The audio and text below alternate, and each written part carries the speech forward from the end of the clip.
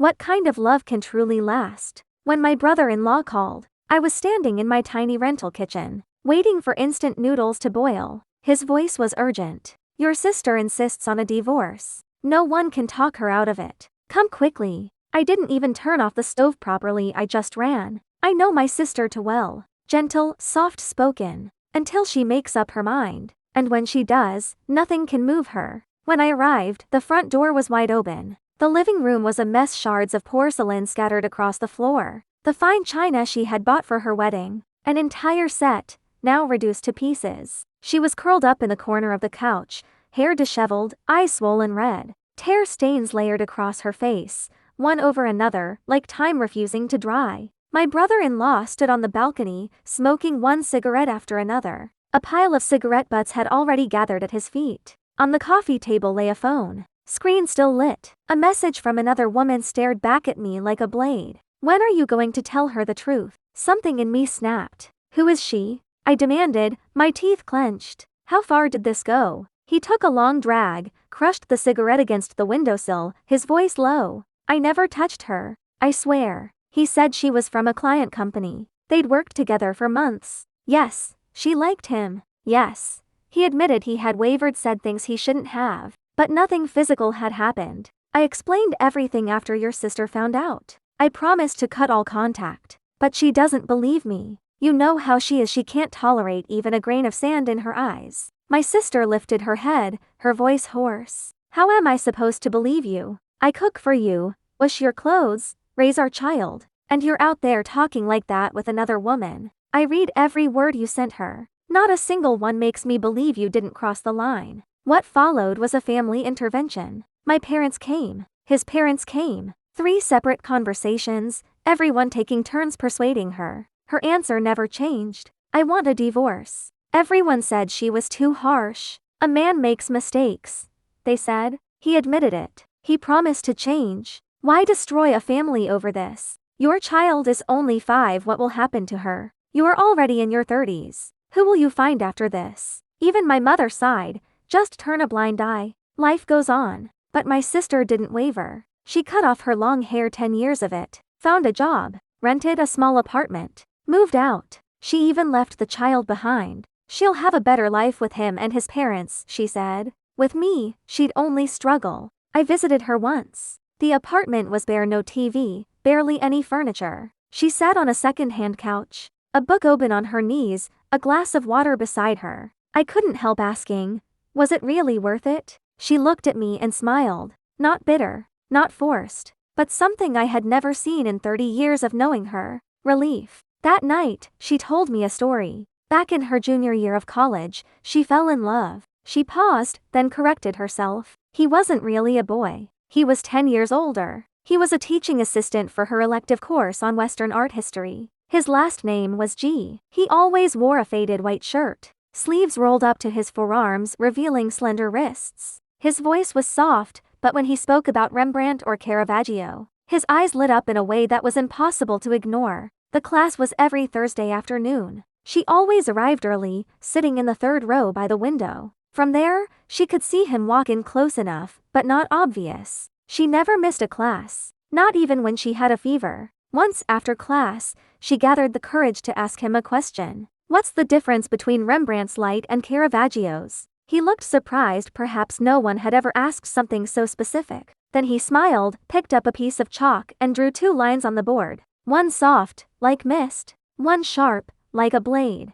Rembrandt's light, he said, tapping the softer line, radiates from within like human compassion. And Caravaggio's light, he gestured to the other, cuts down from above like divine judgment. He turned back, chalk dust clinging to his sleeve. She stared at that small patch of white, and suddenly, she had the strange urge to brush it away for him. That was the moment, she said quietly. I knew I was done for. Later, they got together. He was the one who confessed first. At the end of the semester, she was packing her things in the classroom. He stood by the door, waiting. When she walked out, he said, softly but clearly, I'm certain this isn't just a passing feeling. Inside her, something exploded like fireworks lighting up the night sky. But on the outside, she only nodded. She couldn't even say, me too. She never dared to tell her family. A junior in college. dating a teaching assistant in his early 30s 10 years older than her. To her conservative parents, it wasn't just inappropriate. It was unthinkable. And he had nothing. No house, no car, just a 10-square-meter rented room near campus. A bed, a desk, and an entire wall lined with books that was everything he owned. They kept their relationship a secret for nearly 2 years. By the time she was a senior, he had finally found a stable job. He moved into a slightly bigger place, still rented, but with one luxury: a south-facing window. When sunlight streamed in, it washed the whole room in a warm, golden glow. On the day she graduated, she brought him home. Standing in front of her parents, she held his hand tightly, fingers interlocked, her palms damp with sweat. She took a deep breath, looked her father in the eye, and said, "Dad, Mom, I'm going to marry him." Her mother's face darkened instantly. She slammed her chopsticks onto the table so hard the bowls rattled. Her father said nothing. He took the gifts they had brought, set them aside with a quiet, "Let's just leave these here for now," then turned and walked into his room. The door shut with a heavy bang. He didn't even come back out to finish dinner. For the next 2 years, neither of her parents reached out to her. Not once. But she married him anyway. There was no real wedding. No ceremony worth mentioning. She wore a red dress she had bought online for 300 yuan. None of her relatives came. No blessings, no celebration. They got their marriage certificate, went back to their rented room, and cooked hot pot on a portable stove. That was their wedding banquet. Life was hard, so hard that later, she didn't even like to think about it. He made 3,000 a month. So did she. They squeezed into that small apartment with the south-facing window. To save a single bus fare, she would wake up 40 minutes early and walk to work. By the time she arrived, her heels were rubbed raw. When she was pregnant, she craved hot pot. But thinking about all the expenses after the baby arrived, neither of them mentioned it. One day, he came back from the market with half a pound of beef balls, a few slices of tripe, and some greens. He cooked a simple hot pot on their electric burner. They ate, sweating, laughing. "When we have money," he said, smiling, "I'll take you to eat the most expensive Wagyu." She lowered her head, picked up a piece of tripe, and placed it in his bowl. She didn't respond, but her eyes stung. That was the hardest time of their lives. And the happiest. After the baby was born, things got even harder. The child was often sick. Late at night, she would hold the baby in her arms while he pedaled that old, rattling bicycle, rushing them to the emergency room. Winter wind cut through the streets like knives. She wrapped the baby tightly against her chest. He leaned forward on the bike, shielding them with his back, taking the worst of the cold. Watching that slightly hunched figure in front of her, she thought, "This is enough. This is my whole life. I'm content." Slowly, things changed. He started his own studio. Money began to come in. They moved into a large, 3-bedroom apartment with floor-to-ceiling windows overlooking the river. He bought a car. He took her to expensive restaurants, bought her designer bags. Imported chocolates filled their home year-round. She no longer had to wake up early to save a bus fare. People around her said she had made it, said she was lucky. Only she knew. Something between them had changed. He grew busier, stayed out later. Sometimes an entire week would pass without a real conversation. She would sit on that expensive leather sofa, waiting for him late into the night. The food on the table would grow cold. She'd reheat it. Then it would grow cold again. Finally, a message. "Eat first. Don't wait for me." The TV played lively variety shows, laughter filling the room. But to her, it all sounded hollow, almost unbearable. She wanted to tell him about her day, about the new word their child had learned, about the jasmine plant on the balcony that had bloomed again. But every time she spoke, he nodded absently, eyes glued to his phone, offering distracted hum responses. She began to wonder, does he even hear me at all? Something had come between them. Not a single event, not a specific argument, just distance.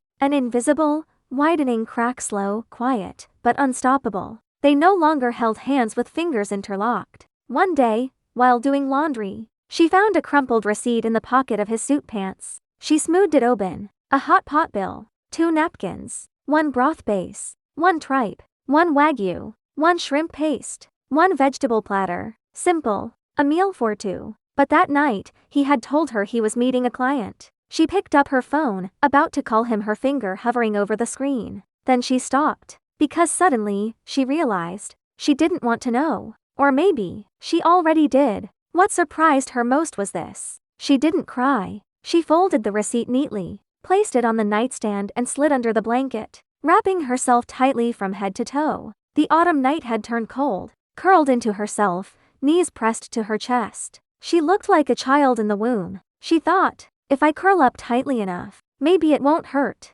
The next morning, he rushed out as usual. She stood at the door to see him off, impeccably dressed, suit sharp, shoes polished, one hand holding his briefcase, the other typing quickly on his phone. The door closed behind him. From beginning to end, he never looked at her. She stood there, watching him walk away without turning back, disappearing at the end of the hallway. She thought, of course he didn't notice the receipt. Or maybe, it never even occurred to him that it mattered, because in his world, whatever that moment had been, wasn't important enough to remember. And suddenly, she thought of that night long ago, in the tiny rented room, cooking hot pot on a portable stove. Back then, they had nothing. And yet, it felt like they had everything. The steam rising, his smile, the beads of sweat on his forehead, the clumsy way he dropped a piece of tripe while trying to place it in her bowl. Those memories had once carried her through every hardship. But now, he had given her everything he once promised. Everything,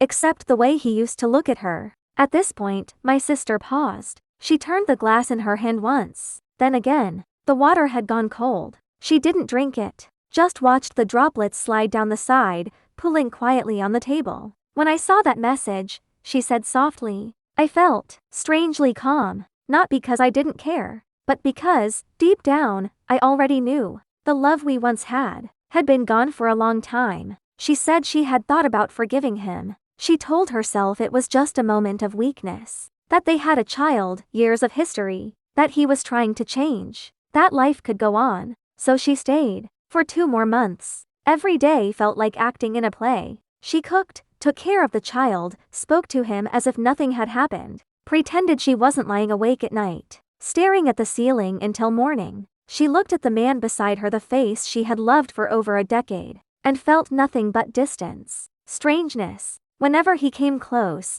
her body tensed instinctively. Whenever his phone rang, her heart clenched as if gripped by an invisible hand. She realized, she didn't want to live like this. Not for the rest of her life. I can accept that he no longer loves me. I can accept that what's left between us is only familiarity, even obligation. But I cannot accept betrayal. She lifted her eyes and looked at me. They were red but dry. When trust shatters, she said quietly, love turns into sand. No matter how tightly you hold it, it slips through your fingers. In the face of betrayal, even the deepest love can turn to ash in an instant. Then she said something I have never forgotten. Everyone keeps telling me not to get divorced, but not a single person has told me how I'm supposed to trust him again. She asked me, have you ever met someone like that? Someone with no secrets between you, no lies, no games. Maybe you don't have money. Maybe you don't have a house. Maybe you have nothing at all. But when you look into each other's eyes,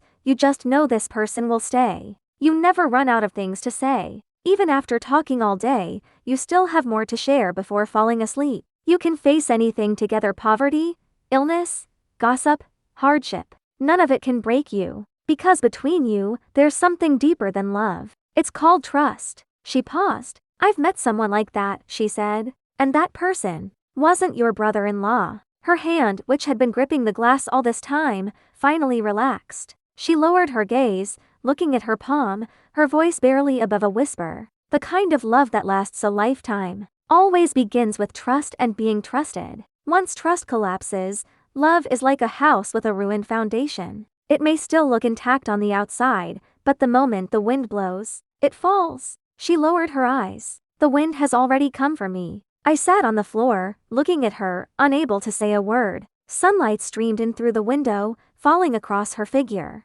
Against the light, her features blurred into a quiet, gentle silhouette. Behind her, the apartment was still empty, no curtains yet. Just a bare window framing a wide, endless sky. The room felt still, as if the entire noisy world had gone silent the moment she finished speaking. I think about that afternoon often. Her calm profile on that second-hand couch. The certainty in her voice when she said, once trust breaks, love turns to sand. It's true. My brother-in-law never crossed a physical line. At least, not before the divorce. But what does that really change? Love is not sustained by what didn't happen. It's sustained by what exists between two people, and the things that mattered most, trust, honesty, emotional safety, had already been worn away, little by little over time. That 1200 yuan receipt, that single message, they were nothing more than the final straws. The kind of love that lasts until the end is never built on endurance alone. It doesn't survive because people force themselves to stay.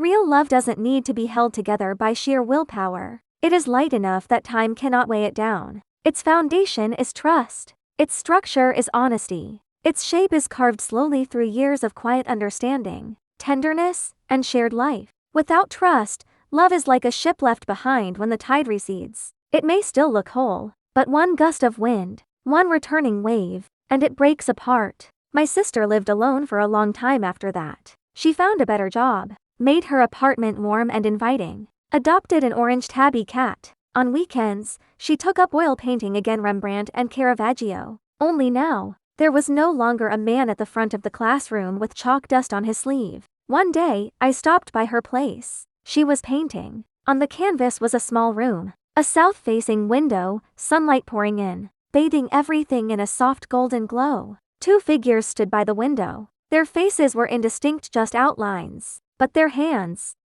were tightly intertwined, fingers interlocked. She set down her brush and stared at the painting for a long time. Then she spoke softly, so softly it felt like she was speaking to herself, or perhaps, across time, to someone far away. Just once, she said, and for a lifetime. Outside, the sun was setting. Golden red light filled the room. The orange cat jumped onto her lap. She lowered her head, gently stroking its back. And as I watched her, I realized something. Of everyone I have ever known, no one understands love more deeply than she does.